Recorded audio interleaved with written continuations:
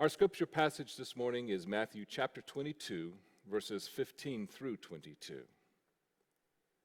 Then the Pharisees went out and laid plans to trap him in his words. They sent their disciples to him along with the Herodians. "Teacher," they said, "we know that you are a man of integrity and that you teach the way of God in accordance with the truth. You aren't swayed by others because you pay no attention to who they are. Tell us then, what is your opinion? Is it right to pay the imperial tax to Caesar or not?" But Jesus, knowing their evil intent, said, "You hypocrites, why are you trying to trap me? Show me the coin used for paying the tax." They brought him a denarius. He asked them, "Whose image is this, and whose inscription?" "Caesar's," they replied. Then he said to them, "So give back to Caesar what is Caesar's, and to God what is God's." When they heard this, they were amazed. So they left him and went away. This is an amazing text. And we see that this story is just a continuation of many stories, that those who despised Jesus, wanted to arrest him and kill him, were constantly trying to trip him up, trying to match wits with him, and they were never successful. Jesus was always smarter than them. This is also one of those stories that we find in all three synoptic gospels, Matthew, Mark, and Luke. And it's a story that continues to show how the pressure is now starting to build. Jesus knows that his time is coming. So for the last 4 Sundays now, have focused upon scriptures, a passage where he's having conflict with the Pharisees and the chief priests and the religious leaders. Now this time, rather than facing Jesus themselves, these particular leaders send their henchmen. So the Pharisees sent some of their disciples along with the Herodians. Now, what in the world is a Herodian? Well, these are people who are uber loyal to Herod. So what you have is in this group of people coming to see Jesus and ask him this question are those who represent the theological side, the Pharisees, and those who represent the civil side, the Herodians. So they start the encounter with flattery. "Oh my, Jesus, we know that." But they're just thinking that maybe if we can flatter him enough, if we can pat him on his head and call him pretty well enough, then maybe we can manipulate him into this trap. So then they ask the question.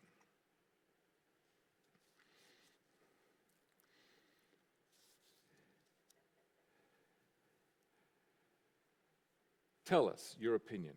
Is it right to pay the imperial tax to Caesar or not? Now, this is one of those no-win questions, right? It's like asking a person, you go up to a man and you say, "Did you beat your wife today?" There's no good answer to that question. A colleague of mine who was pastoring out in Tucson, Arizona, one time we were having a discussion and it came up about these no-win questions, and she said she had one for her husband. She asked him one day, she said, "How fat do I look in these jeans?" And she just giggled to herself as she watched him squirm, trying to figure out how he was going to respond and somehow not be in trouble. But yeah, there's these questions about these no-win questions. So this was a no-win question for Jesus. If he said, "No, I don't believe in paying the imperial tax," now he's become an enemy of the state. And if he says, "Yes, I do believe you pay the Caesar the taxes that we owe him," now he becomes an enemy of the people. And there had been a long running battle with the Jews and the Roman occupation ever since they arrived, that many Jews refused to pay taxes for theological reasons. We want your opinion, they said. And what Jesus does next is he looks his enemies straight in the eye, right? This. He says, "You hypocrites." Now, the Greek word for hypocrite is a word which was used in Greek theater. It means wearing mask. What are you masking? What are you masking? You hypocrites. I know that you're trying to trap me. So then Jesus turns the tables on them. He said, show me a coin that you used to pay the Caesar's taxes. Now, Jesus and his disciples did not have one of those coins. But they were able to produce one very quickly and gave him a denarius. What they didn't realize in that moment when he asked them for the coin, they were already judging themselves, because they're trying to trap him on some high theological principle and high civic principle. Obviously, the fact that they had the Roman coins in their pocket meant that they are already in support of the tax. Josephus, one of David H's best friends, report in his documents that there was a long-running issue with paying taxes, and that oftentimes it was the religious leaders who collected the taxes for the Roman government. Oh my, really? Wow, what a coincidence that the disciples of the religious leaders would happen to have a Roman coin on them. So their trap does not work. So they produced Jesus a denarius, and then he asked this question. Whose image is this? And whose inscription? Now, historians have reported to us that during the first century, when Jesus would have been alive and having this encounter with the Pharisees, his disciples, and the Herodians, that a denarius had the image of Tiberius Caesar on it. And one of the things that is interesting about the inscription on this coin is Tiberius Caesar, son of the divine Augustus. So they have already perjured themselves by having in their possession the coins, which no wonder they have them, because it was oftentimes the religious leaders who helped to collect the taxes from the people to pay the Romans. Now, think about for just a moment, in all the years and all the times that we talk about the Gospels, when the Pharisees are complaining about Jesus and who he keeps company with, you remember who it is? It's always a group of three: prostitutes, sinners, and what's the third one? Tax collectors. So hypocrisy abounds. What they themselves are doing, they're trying to accuse Jesus of doing. How about that? So Jesus turns the tables on them, and they're too dim-witted to know that it was happening as quickly as it happened. Whose image and inscription is this on the coin, he asked. It is Caesar's. All right, then give to Caesar's what is Caesar's, and give to God what is God's. Give to Caesar what is Caesar's, and give to God what is God's. And they were amazed how he was able to get out of that trap. And not only how he was able to get out of the trap, but how he was able to turn it all right on them.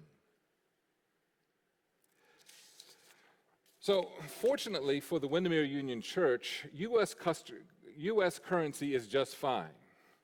You can use U.S. currency in helping us as a church to continue to minister to the world around us. U.S. currency is welcome. So there you go, my friends. I'm sure you've never ever heard a minister on video screen ever say anything like that before, right? But the reality is that we are citizens of the United States.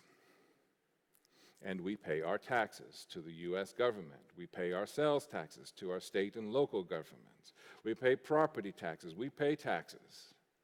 But that's the price you pay for having roads and schools and firemen and police force and all the other benefits that you have, municipal plants and water and sewage and all those things. We pay taxes for those things. So for us, there is no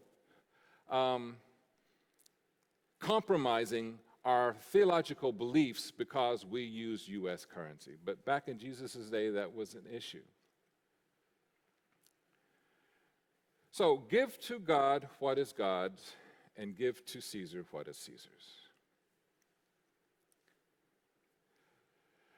So what is God's currency? What does God need? Does God need our money?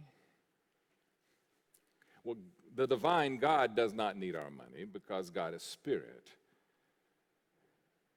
So what is God's currency then? Because I believe God has a currency. And this is what we give back. From what we learn about the divine through the teachings of Jesus and through other great spiritual leaders, is that God is love. God accepts and adores all God's children. God is in each and every one of us with each breath we take and with each beat of our heart. So what is the currency of God? It seems to me that the currency of God is love. The currency of God is compassion. The currency of God is kindness and forgiveness. The currency of God is honesty and courage. These are the things that God would like us to give back, not directly to God, but as we use these traits with one another and the world around us. Yes, we have incomes, we pay taxes, we have retirement accounts, we take vacations, we have kids in school. We do all the things as citizens of a country that we need to do to be responsible for citizens. As it was said, be in the world but not of the world. Yes, we do this. But what is it that God is demanding from us that goes over and above anything that the state requires? Do justice, love kindness, and walk humbly before your God. That's the currency. That's the currency. So when you are sharing those kinds of traits with yourself, and with your family, and the world around you, I don't know if it's pay back or pay forward, but this is how we give back. Because we are able to love this way because we have been loved this way. We're able to embrace those around us because we know what it feels like to be rejected and embraced. We're able to forgive because we know what forgiveness feels like and how healing it is. But one of the things that I want to point out is the courage aspect. Look, Jesus was not some simple little lamb led to slaughter. He was not just a little lamb that went bye, bye, bye all the way to his crucifixion. That is a state of powerlessness. Jesus rather exuded all of his power. He was able to do that because he knew fully who he was. He also knew he was fully conscious of the Spirit and the divine God inside of him. And he also was very clear of what purpose he was going to serve on this earth. When he stood toe to toe with these people, these were dangerous people. These were powerful people. They had the power to put him to death. He knew it. And yet, when they tried to trip him up, he stood toe to toe, eyeball to eyeball, and called it what it was. It takes courage to take on the state in that way. He was an extremely powerful human being. And what I want to convey in that is that when we live as courageous people,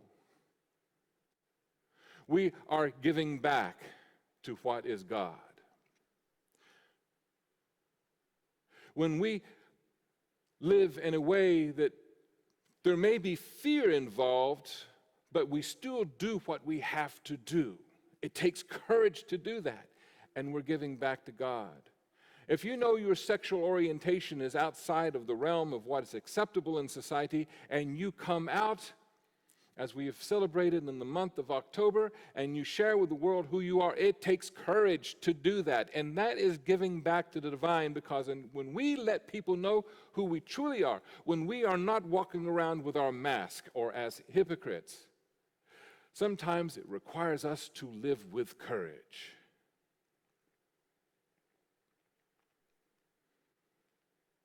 And that, my friends, It's giving to God what is God's.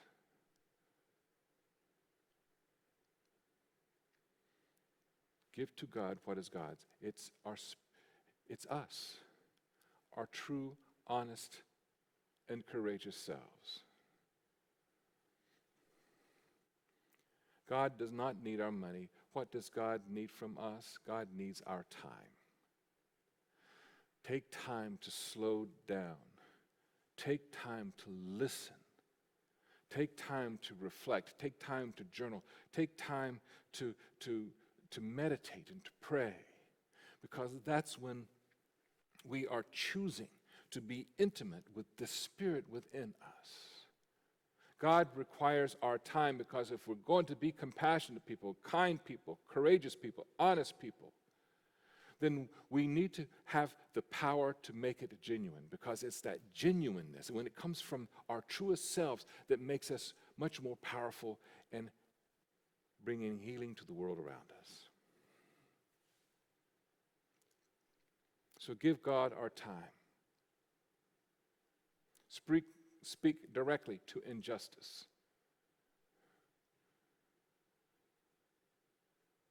Do the work that is necessary to start becoming consciously one with the Spirit that's always dwelt in you.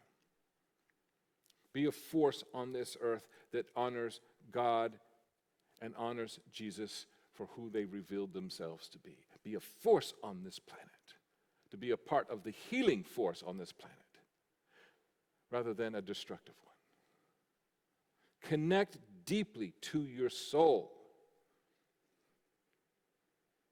It's important, it's more important, ultimately, than all the work that we do and all the money that we make and all the taxes that we pay.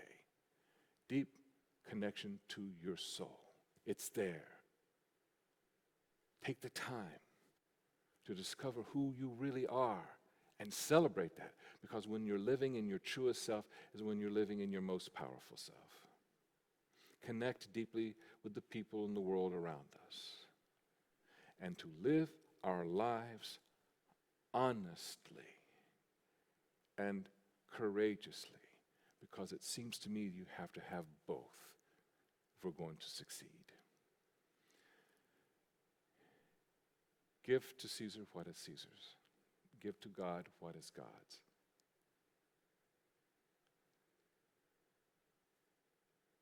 Give to God who you are.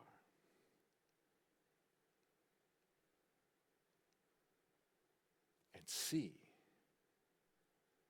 what an incredible force you can be in this world. Go with peace and purpose, my friends. I love you and I miss you. Amen.